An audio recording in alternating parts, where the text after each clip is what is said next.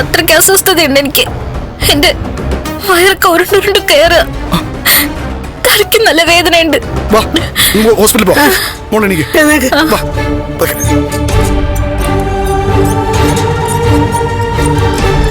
എന്റെ മോക്കും മോളുടെ വയറ്റിൽ കിടക്കുന്ന കുഞ്ഞിനും ഒന്നും സംഭവിക്കാണ്ടിരുന്നാ മതിയായിരുന്നു. ഭഗവാനെ, ഇവനോട് വലിയ കാരുണ്യോ ആ തോമസ് സാർ കാണിച്ചത്. ഇപ്പൊ അങ്ങേരും അതിന്റെ പേരിൽ കുടുക്കലായിരിക്കുക. ഇനിയിപ്പോ തോമസ് സാറിന്റെ പേരിൽ കേസില്ലാതാവൻ ഇവൻ പറയണം, ഇവനാണ് കഞ്ചാവ് കാറിനകത്ത് കൊണ്ടുവച്ചതെന്ന്. നിങ്ങളെ വിഷമിപ്പിക്കാൻ വേണ്ടി പറഞ്ഞൊന്നുമല്ല. അങ്ങേര് ഇവൻ ജീവിച്ചു പൊക്കോട്ടെ എന്ന് കരുതി ആ ജോലി കൊടുത്തത്. പിന്നെ ഈ കേസില് അങ്ങേരുടെ കാറിൽ നിന്ന് കഞ്ചാവ് കണ്ടെടുത്ത സ്ഥിതിക്ക് അങ്ങേരെ എന്തുകൊണ്ട് കൂട്ടുപ്രതിയാക്കിയില്ലെന്ന് ആരെങ്കിലും വന്ന് ചോദിച്ചാൽ അത് വലിയ പൊല്ലാപ്പാകും. പിന്നെ വലിയ വലിയ ആൾക്കാരുമായിട്ട് ബന്ധമുള്ളതുകൊണ്ട് ആരും അതിന്റെ പേരിൽ ചോദ്യം ചെയ്യാൻ വരില്ല. അത്രയും സമാധാനം. ഞാൻ എന്റെ ഏട്ടനൊന്ന് കൂട്ടിക്കൊണ്ടുവരാൻ നോക്കാം സർ. അങ്ങനെ എന്തെങ്കിലും ചെയ്യാൻ നോക്ക്. എന്തായാലും പെട്ടെന്ന് വേണം. കൊച്ചിന്റെ സാഹചര്യങ്ങളൊക്കെ അറിയാവുന്നതുകൊണ്ട് ഇവനെ ജയിലിലോട്ട് പറഞ്ഞു വിടണമെന്ന് ഞങ്ങൾക്കും ആഗ്രഹമൊന്നുമില്ല. ആ, വേണ്ടതുപോലെ ചെയ്യ.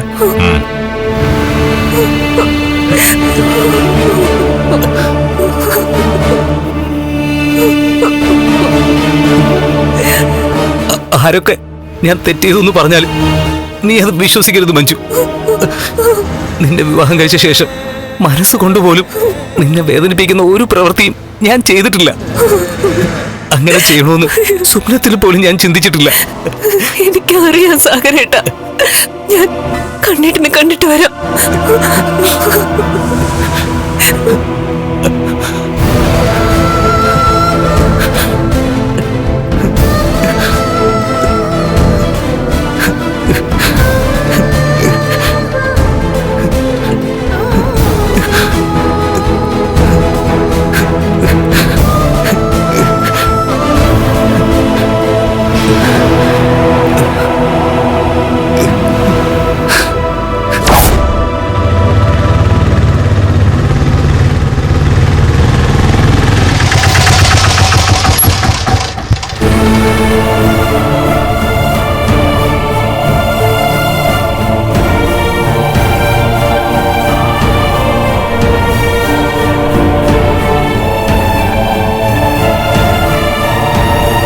ചേട്ടാ, ഒന്ന് വെയിറ്റ് ചെയ്യണേ.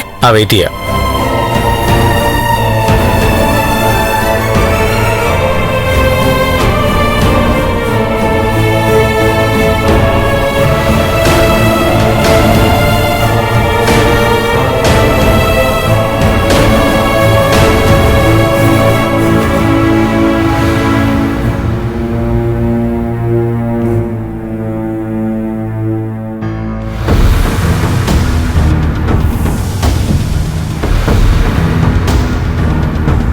നിക്കടി അവിടെ.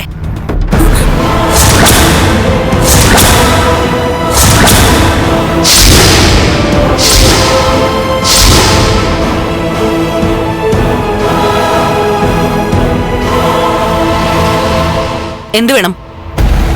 എന്തിനാ നീ ഇങ്ങോട്ടേക്ക് വന്നത്? അമ്മ, എനിക്ക് അത്യാവശ്യമായിട്ടൊന്ന് കണ്ണേട്ടിനെ കാണണം. എന്തിനാടി അവനെ കാണുന്നേ? അവന് നിന്നെ പോലൊരു അനിയത്തി ഇല്ലാന്ന് അവൻ പറഞ്ഞു കഴിഞ്ഞില്ലേ? പിന്നെ എന്തിനാടി ഇങ്ങോട്ട് കയറി വന്നേ? എന്താ, നിന്റെ കെട്ടിയോ നിന്നെ കളഞ്ഞോ? അതോ അവൻ അവന്റെ പാട് നോക്കി പോയോടി? എല്ലാവരും കൂടെ എന്റെ സാഗരേട്ടനെ കുടുക്കിയിട്ട് ഒന്നും അറിയാത്ത പോലെ സംസാരിക്കരുത്. അവനെ കുടുക്കിയെന്നോ? അതെടി, ഞാനേ നല്ലൊരു ബലമുള്ളൊരു കയറ് കൊണ്ടുപോയിട്ടാ അവനെ കുടുക്കിയത്. എന്നിട്ടിപ്പോഴേ ഒരു മാവില് കെട്ടിത്തൂക്കി ഇട്ടേക്കുവാ. എന്താടി? ആരും ഒന്നും പറയണ്ട. ഇതിന്റെ പിന്നിൽ കളിച്ചത് ആരൊക്കെയാണെന്ന് എനിക്ക് നന്നായിട്ട് അറിയാം. എന്താ ഇവിടെ?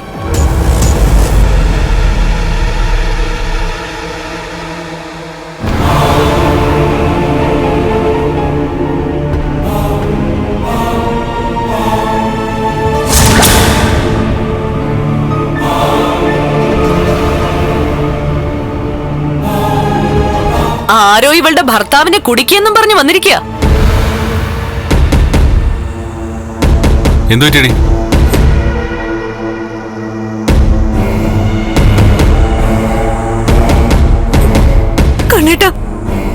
തോമസ് സാറിന്റെ കാറിൽ നിന്ന് കഞ്ചാവ് കണ്ടെത്തി. അതിപ്പോ സാഗരേട്ടൻ എന്റെ അകത്ത് വെച്ചെന്നാ പറയുന്നത്. സാഗരേട്ടൻ ഇപ്പോ പോലീസ് സ്റ്റേഷനില.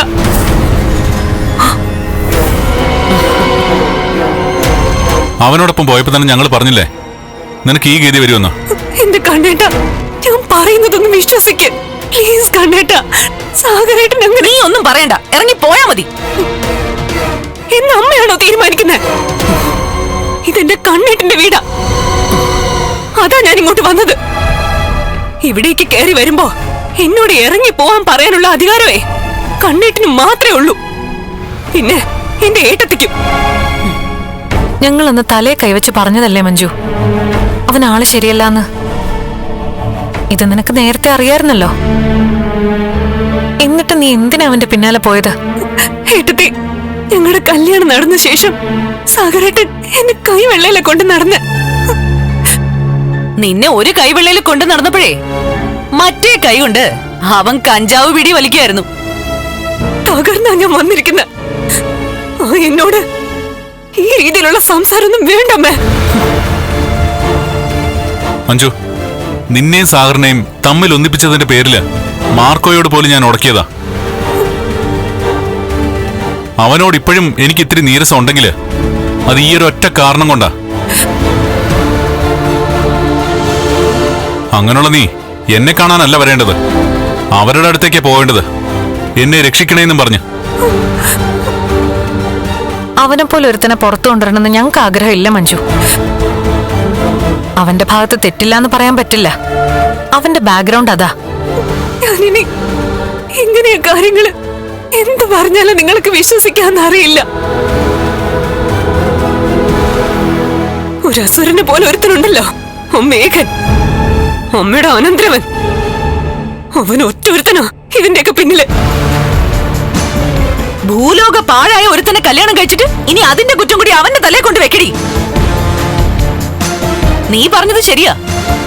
നിന്നെ ജീവന് തുല്യം സ്നേഹിക്കുന്ന മേഘൻ നീ പോയ ശേഷം നിന്നെ പ്രാഗി കൊന്നു കാണും. അതിന്റെ ഫലമാടി നിനക്കിപ്പോ കിട്ടിയിരിക്കുന്നത്. അമ്മ അങ്ങനൊന്നും പറയണ്ട.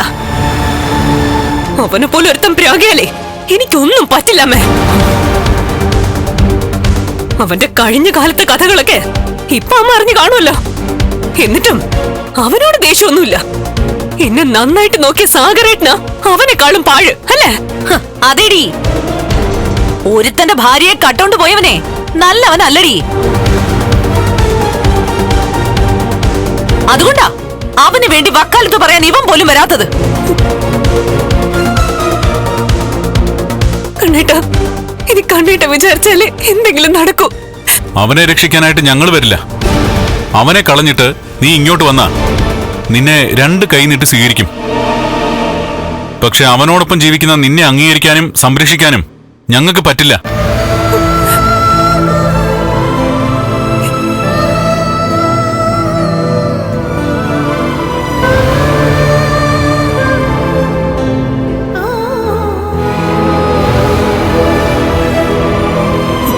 എന്നാ ഒരു കാര്യം കണ്ണിട്ട് മനസ്സിലാക്കിക്കോ. സാഗരേട്ടൻ ജയിലിലേക്ക് പോയാലും ശരി, എനിക്ക് മരിക്കേണ്ടി വന്നാലും ശരി, ഇങ്ങനൊരു സാഹചര്യത്തില് എന്നെ സഹായിക്കാത്തവരുടെ അടുത്തേക്ക് ഞാനിനി വരില്ല. ഒരിക്കലും വരില്ല.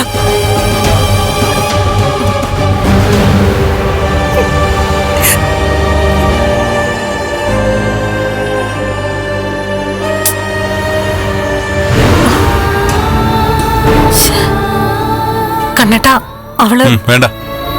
അവള് പറഞ്ഞത് കേട്ടില്ലേ? തോമസ് സാറിന്റെ കാറിൽ നിന്ന് കഞ്ചാവ് കണ്ടെടുത്തു. അത് സാറിനും പ്രശ്നമായി കാണും. അവന്റെ സ്വഭാവം വെച്ചിട്ട് അവനത് ചെയ്യില്ല എന്ന് പറയാൻ പറ്റില്ല. പക്ഷേ അവള് പറഞ്ഞ പോലെ ഇക്കാര്യത്തിൽ മേഘനയെ സംശയിക്കണം. അവനും അവന്റെ അച്ഛനും കുറച്ചു ദിവസം തോമസ് സാറിന്റെ വീട്ടിലുണ്ടായിരുന്നല്ലോ. ഇനി ഇവന്റെ മുന്നിൽ സാഗറിനെ വെളുപ്പിക്കാൻ നോക്കടി. കുറച്ചു നാള് മുൻപ് ഈ സാഗർ എന്ന് പറയുന്നവനെ നിന്നോട് ചെയ്ത കാര്യങ്ങളൊന്നും നീ മറന്നിട്ടില്ലല്ലോ. മഹി, തൽക്കാലം നമുക്ക് ഇതിനകത്ത് ഇടപെടണ്ട. പിന്നെ എന്താ വരുന്നതെന്ന് വെച്ചാ നമുക്ക് നോക്കാം.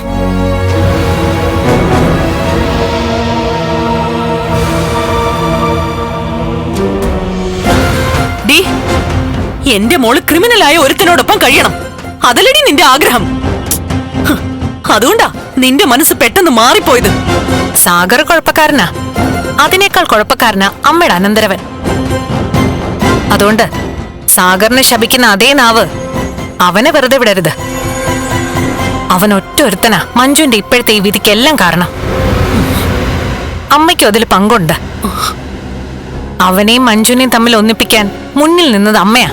മേഘനെതിരെ കള്ളക്കഥ ഉണ്ടാക്കിയത് നീ ഒറ്റയൊരുത്തിയാണെന്നാ എന്റെ വിശ്വാസം. അവനൊരു കുഞ്ഞുണ്ട്. ആ കുഞ്ഞ് അവന്റേതാണെന്ന് തെളിയിച്ചു കഴിഞ്ഞാ അമ്മയുടെ ഈ സംസാരം നിർത്തുവോ? അപ്പോഴെങ്കിലും അനന്തരവനെ തള്ളിക്കളയാനുള്ള ഒരു മനസ്സമ്മ കാണിക്കോ?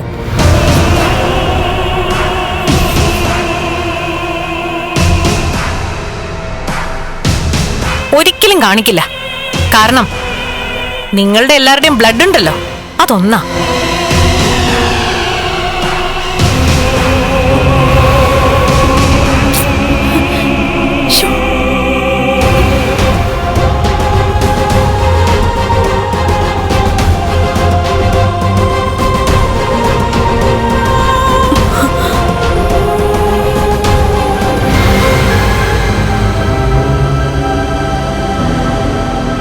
എന്റെ സാറേ, തോമസ് സാർ പോലും സാഗർ പ്രതിയാണെന്ന് പറയുന്നില്ല. പിന്നെ സാഹചര്യ തെളിവുകൾ അവനെതിരായതുകൊണ്ടാ സാറിനൊന്നും ചെയ്യാൻ പറ്റാതെ പോയത്. എടാ, ഇതിന് പിന്നിലെ മേഘനായിരിക്കും. സാഗറിനെ തോമസ് സാറിന്റെ വീട്ടിൽ വെച്ച് കണ്ടപ്പോൾ മുതല് അവൻ തലയ്ക്ക് ഭ്രാന്തെടുത്ത് നടക്കുക. പിന്നെ മാർക്കോയെ പേടിച്ചിട്ടാണ് അവൻ അകന്നു മാറി നടന്നത്. നിങ്ങൾ എന്ത് പറഞ്ഞാലും ശരി, സാഗറിന്റെ ബാക്ക്ഗ്രൗണ്ട് അറിയാവുന്നതുകൊണ്ട് അവന്റെ കൈകൾ ശുദ്ധമാണെന്ന് പറയാൻ എനിക്ക് പറ്റില്ല. പിന്നെ പോലീസ് അന്വേഷണം നടക്കുന്നുണ്ടല്ലോ, അവരെന്താണെന്ന് വെച്ചാൽ ചെയ്യട്ടെ. എടാ, സാഗറിന് എന്തെങ്കിലും സംഭവിച്ച പിന്നെ മഞ്ജുവിന് ആരും ഇല്ലടാ. നീ അമ്മയെന്ന് വിളിക്കുന്ന നിന്റെ രണ്ടാനമ്മ പോലും സ്വന്തം മോളെ വീട്ടിൽ കയറ്റുന്നില്ല. ഇതെല്ലാം അവളുടെ ഭാഗത്ത് തെറ്റല്ലേ അനന്തു?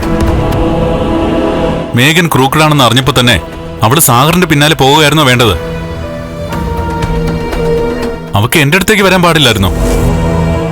അങ്ങനെ വന്നിരുന്നെങ്കിൽ അവക്ക് ഇപ്പൊ ഇങ്ങനെ കിടന്ന് കരയേണ്ടി വരുമായിരുന്നോ? എടാ, എന്നാലും നിന്റെ അടുത്ത് സഹായം അഭ്യർത്ഥിച്ചെന്ന മഞ്ജുവിനെ നീ തള്ളിക്കളഞ്ഞത് ശരിയല്ല കണ്ണ. അതില് എനിക്ക് വിഷമമുണ്ട്.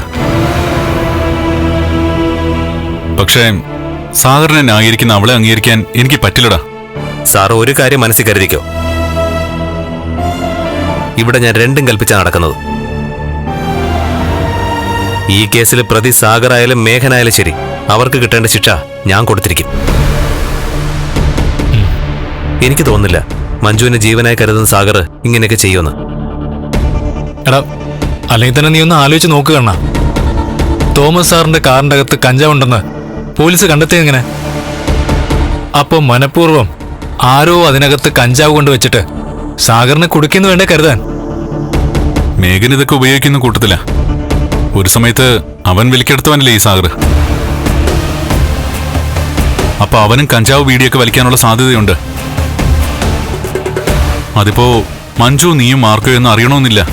പക്ഷേ അത് കാറിനകത്തുണ്ടെന്ന് പോലീസ് എങ്ങനെയാ സാർ അറിഞ്ഞത്? പോലീസിന് അതൊക്കെ അറിയാനുള്ള മാർഗങ്ങളില്ലേ?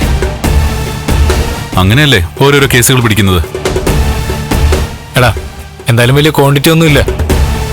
അതുകൊണ്ട് സ്റ്റേഷൻ ജാമ്യം കിട്ടിയില്ലെങ്കിലും കോടതിയിൽ നിന്ന് അവനെ ഇറക്കാൻ പറ്റുമെന്നാ എനിക്ക് തോന്നുന്നത്. അതെന്താണെന്ന് വെച്ചാൽ നിങ്ങൾ ചെയ്തോ. അവനെ രക്ഷിക്കാൻ എന്തായാലും ഞാനില്ല. അതിന്റെ പേരിൽ എനിക്ക് മനുഷ്യപ്പറ്റില്ല എന്ന് നിങ്ങൾ രണ്ടാൾ പറഞ്ഞാലും എനിക്കൊരു കുഴപ്പമില്ല. നിങ്ങൾ വാ.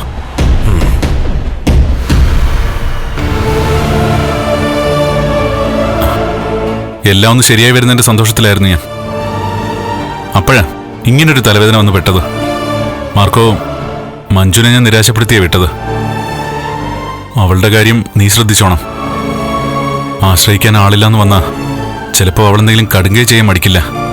അപ്പോ ആ ബോധമൊക്കെ നിനക്കുണ്ടല്ലോ. ഉള്ളിന്റെ ഉള്ളിൽ അവളോട് സ്നേഹമുണ്ടല്ലോ, എന്നിട്ട് അവന്റെ ഒരു വാശി. ഇല്ലാന്ന് ഞാൻ പറഞ്ഞില്ലല്ലോ. പക്ഷേ അവൾ വന്ന് കരഞ്ഞ് കാല് പിടിക്കുമ്പോ അവളുടെ ഇപ്പോഴത്തെ ഭർത്താവിനെ രക്ഷിക്കാൻ എനിക്ക് പറ്റില്ല, അത്രേ ഞാൻ പറഞ്ഞിട്ടുള്ളൂ. ഡോർ തുറക്ക്.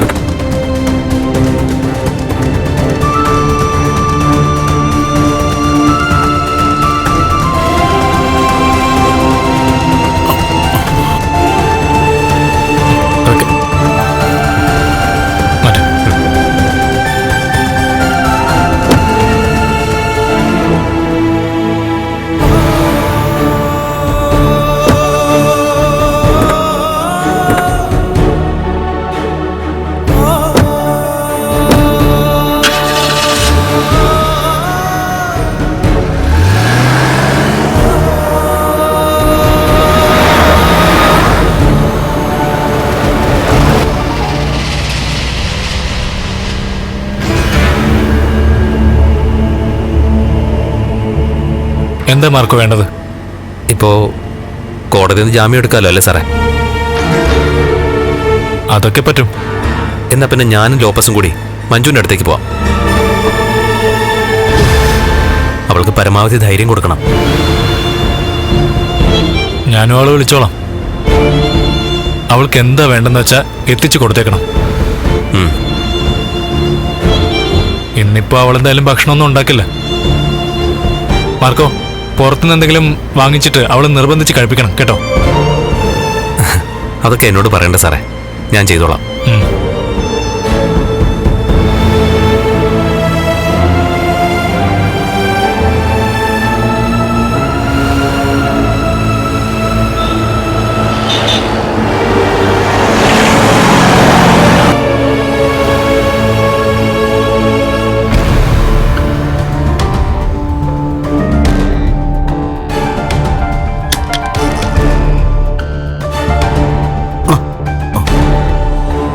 എന്തായി ഡോക്ടറെ? അത് പിന്നെ ആ കുട്ടിയുടെ അവസ്ഥ വളരെ ദയനീയമാണ്. എന്താ സംഭവിച്ചതെന്ന് മനസ്സിലാവുന്നില്ല. കഴിച്ച ഭക്ഷണത്തിൻ്റെതാണോന്ന് ഇനി കൂടുതൽ ടെസ്റ്റുകൾക്ക് ശേഷമേ പറയാൻ പറ്റൂ. പിന്നെ കുഞ്ഞിന് കുഴപ്പമൊന്നുമില്ലല്ലോ എന്ന് ചോദിച്ചാൽ കുഞ്ഞു പോയി.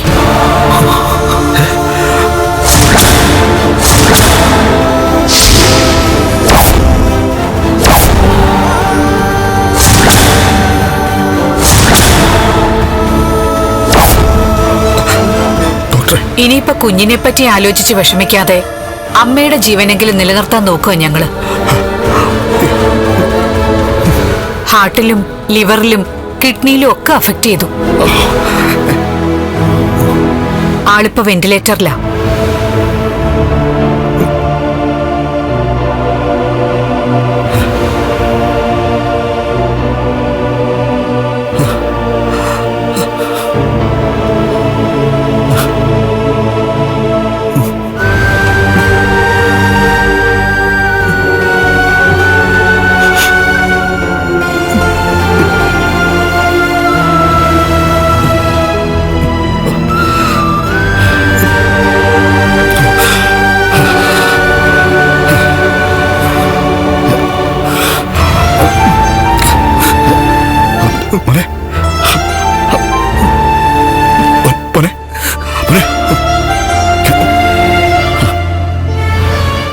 ബോധം വരുമ്പോ എന്തു പറയും മോനെ? അതാണ് ഞാനും ആലോചിക്കുന്നത്. ചേച്ചിയെ ജയിക്കാൻ അവളുടെ മുന്നിലുള്ള ആകെ പ്രതീക്ഷയായിരുന്നു ആ കുഞ്ഞ്. നിങ്ങളൊക്കെ ശരിക്കും അവൾക്ക് കൊടുത്ത പായസത്തിൽ തന്നെയാണോ മരുന്ന് കലർത്തിയത്, അതോ കരുണയ്ക്കാണോ അത് കൊടുത്തത്? എന്റെ പൊനെ, അമ്മയും കരുണമോളോടല്ലേ ഇതെല്ലാം ചെയ്തേ, പിന്നെ അവർക്ക് തെറ്റുപറ്റുമോ? പിന്നെ എന്താ സംഭവിച്ചത്? എനിക്കൊന്നും അറിയില്ല മോളെ.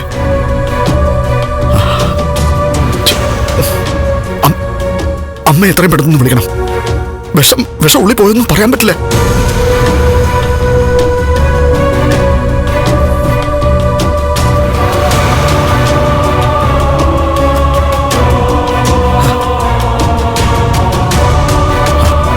മോനെ മോനെ ഒരു കാര്യം ചെയ്യ്, നീ ഇവിടേക്ക് ഞാനൊന്ന് വീട് വരെ പോയി അമ്മയും കൂട്ടി വരാം.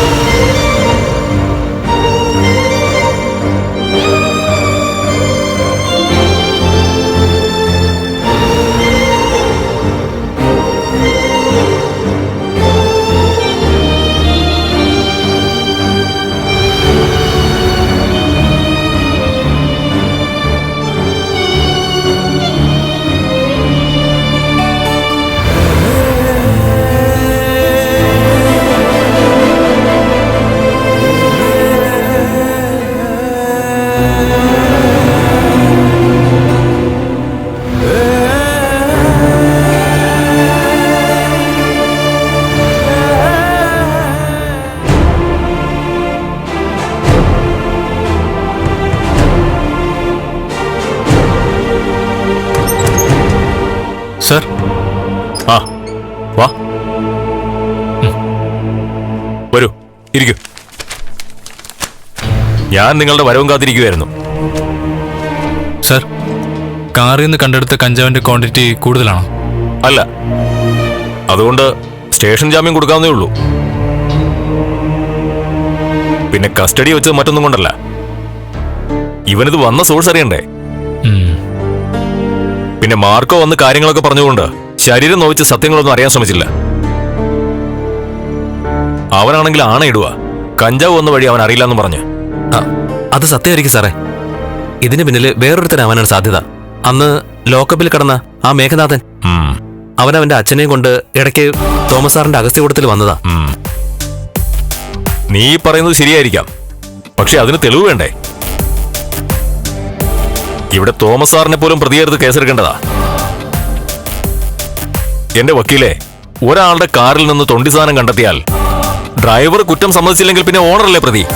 തോമസ് സാർ അങ്ങനെ ചെയ്യില്ലെന്ന് നമുക്കൊക്കെ അറിയാലോ. ചില പച്ചില മരുന്നുകളൊക്കെ ഉണ്ടാക്കാൻ അതിൽ ലഹരി ചേർക്കാറുണ്ട്, പക്ഷെ അതിന്റെ ക്വാണ്ടിറ്റി കുറവായിരിക്കും. ഇവിടെ കഞ്ചാവ് കാറിലുണ്ടെന്ന് പറഞ്ഞ് പോലീസിന് സന്ദേശം ലഭിച്ചാൽ ഞങ്ങൾക്ക് പിന്നെ കാർ സെർച്ച് ചെയ്തേ പറ്റൂ. ഞാൻ സ്റ്റേഷൻ ജാമ്യം തന്നേക്കാം, പക്ഷെ കോടതിയിൽ കേസെത്തി കഴിഞ്ഞാൽ അവനല്ല പ്രതിയെന്ന് നിങ്ങൾ തെളിയിക്കേണ്ടി വരും. അല്ലെങ്കിൽ അവനകത്തു പോവും. അവന്റെ ബാക്ക്ഗ്രൗണ്ട് അത്ര നല്ലതൊന്നുമല്ലല്ലോ. പക്ഷേ ഇപ്പൊ അവന് ജീവിക്കണമെന്നുണ്ട് സാറേ. തോമസ് സാറ് നല്ല ശമ്പളത്തിനാ അവനെ നിയമിച്ചത്. അതുകൊണ്ട് അവൻ അത്യാഗ്രഹം കാണിക്കുമെന്ന് എനിക്ക് തോന്നുന്നില്ല. തൽക്കാലം നിങ്ങൾ അവനോട് കാര്യങ്ങൾ ചോദിച്ചു മനസ്സിലാക്കുക. മേഘനാഥന്റെ പെണ്ണിനെയാണല്ലോ അവൻ തട്ടിക്കൊണ്ടുപോയത്. പിന്നെ അന്നത്തെ ആ കേസ് തേഞ്ഞുമാഞ്ഞു പോയതേ മേഘനാഥൻ അതിനേക്കാൾ വലിയ തെറ്റ് ചെയ്തതുകൊണ്ടാ. ഇവിടെയും പ്രതി അവനാണെങ്കിൽ അതിനെന്തെങ്കിലും തെളിവുതാ. ആ വഴിയെ പിന്നെ ഞങ്ങൾ പോയിക്കോളാം. ശരി സാർ. ആ വിപിൻ, വരൂ. സാർ. എടോ, അവനെയും കൊണ്ടുവാ. Yes sir.